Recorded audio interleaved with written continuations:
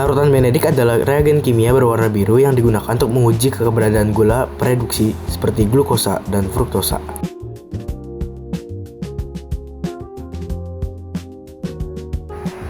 Larutan biuret digunakan untuk menguji keberadaan protein dan polipeptida karena bereaksi dengan ikatan peptida dalam molekul tersebut.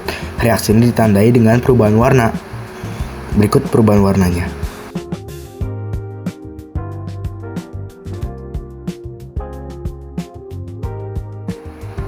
Larutan Lugol digunakan untuk menguji keberadaan amilum atau pati dalam suatu sampel, seperti pada makanan. Selanjutnya, mari kita masuk ke dalam praktikum kita. Pertama, kita akan menguji protein pada sampel yang sudah dihaluskan. Masukkan larutan biuret pada sampel yang sudah dihaluskan.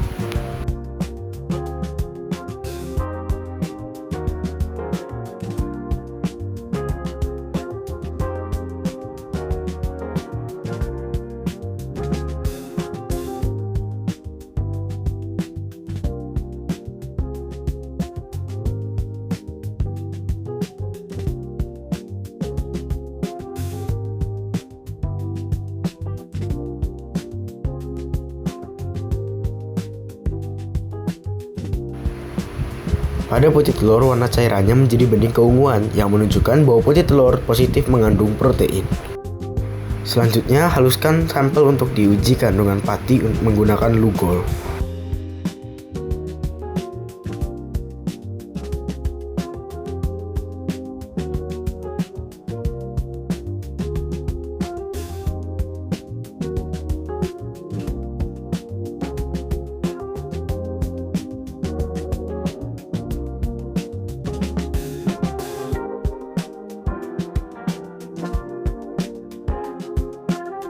Ketika ditetesi larutan Lugol, sampel yang berisi nasi mengeluarkan warna biru pekat tua yang menunjukkan bahwa nasi mengandung pati, sedangkan sampel lain tidak menunjukkan adanya perubahan warna yang artinya tidak mengandung pati.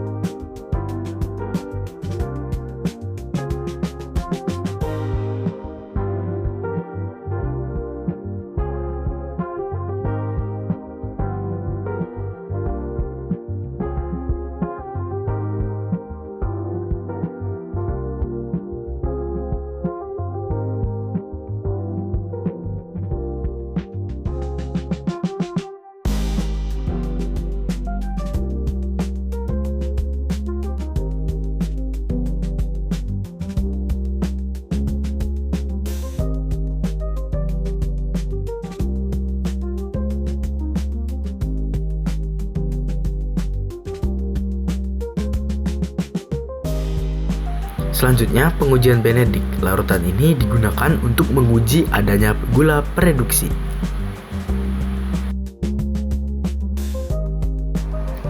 Teteskan larutan Benedict ke dalam sampel dan panaskan di atas Bunsen hingga menghasilkan warna yang menandakan adanya kandungan gula pereduksi.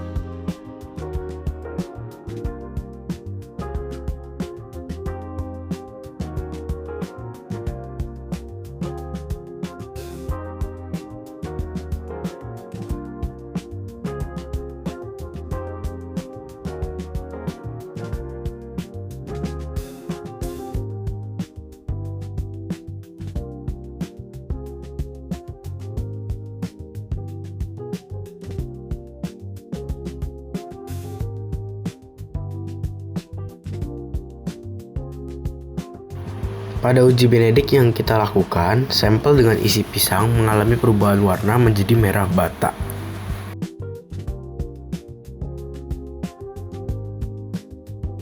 Uji lemak dengan kertas buram adalah cara sederhana untuk mendeteksi kandungan lemak pada makanan.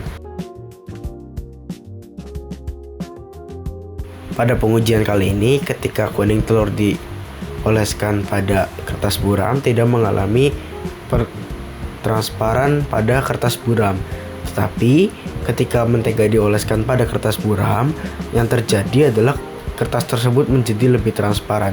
Hingga saat mengering nanti, kertas tersebut akan tetap memiliki corak transparan.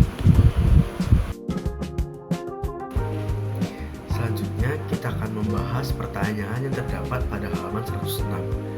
Perubahan warna apakah yang terjadi pada percobaan di atas dan apa artinya? Nah, pada percobaan kita, pada praktikum kita kali ini kita menguji 4, yaitu lemak, protein, karbohidrat, dan pati. Nah, pertama kita mulai dari glukosa atau gula pereduksi. Nah, gula pereduksi ini diuji dengan larutan Benedict. Larutan Benedict ini ketika diteteskan pada sampel terutama pisang, saat dipanaskan di atas bunsen, pisang tersebut berubah menunjukkan warna merah bata, yang berarti pisang tersebut mengandung glukosa atau gula pereduksi. Nah, selanjutnya menteteskan cairan Lugol pada sampel nasi yang menyebabkan warnanya menjadi biru tua atau biru pekat. Nah, hal ini menunjukkan bahwa nasi itu mengandung pati atau sangat kaya akan pati. Nah, selanjutnya adalah biuret. Ketika biuret yang menunjukkan adanya perubahan warna adalah putih telur. Putih telur itu memberikan warna cairan tersebut menjadi lebih keunguan walau terlihat samar, namun dari pengujian tersebut terbukti bahwa telur itu mengandung protein. Selanjutnya ketika mentega dioleskan pada kertas buram, mentega minyak itu menghasilkan perbedaan corak pada kertas buram tersebut. Kertas buram tersebut memiliki corak transparan. Nah, corak transparan ini disebabkan minyak dan mentega tersebut mengandung lemak. Dan dari sini juga dapat terbukti bahwa sampel seperti minyak dan mentega itu mengandung lemak. Bahan apakah saja yang mengandung amilum dan apa buktinya? Bahan yang mengandung amilum adalah nasi. Nasi itu ketika diteteskan, buktinya adalah ketika diteteskan oleh cairan Lugol, nasi tersebut menjadi berwarna biru pekat tua atau memberikan warna biru pekat tua. Selanjutnya, bahan apakah saja yang mengandung glukosa dan apa buktinya? Nah, bahan apa sajakah yang mengandung glukosa adalah pisang. Saat pisang dipanaskan dalam bunsen, diputarkan di atas bunsen, pisang tersebut berubah warnanya menjadi merah bata, yang berarti ketika saat diteteskan cairan Benedict lalu saat dipanaskan dia berubah warna, maka itu membuktikan bahwa pisang tersebut mengandung glukosa atau gula pereduksi. Nah, apa kesimpulan kalian pada percobaan di atas ini? Nah, kesimpulan kita dalam melakukan praktikum ini, kita tidak hanya tahu atau kita tidak hanya menikmati makanan, tapi kita harus tahu apa kandungan dalam makanan yang sehari-hari kita makan. Contohnya nasi adalah makanan familiar yang selalu kita makan. Tapi kalau kita tidak tahu kandungannya, kita tidak akan tahu. Maka dilakukan pengujian nasi itu untuk mengetahui di dalam nasi itu apakah terdapat glukosa, apakah terdapat pati, apakah terdapat lemak dan segala macam. Nah, kesimpulannya, ketika kita melakukan percobaan ini, kita menjadi tahu kandungan apa yang ada pada bahan makanan yang sehari-hari kita makan. Ada beberapa yang tidak menunjukkan perubahan, namun ada beberapa yang menunjukkan perubahan. Sekian dari saya Gibson Daniel, saya pamit undur diri.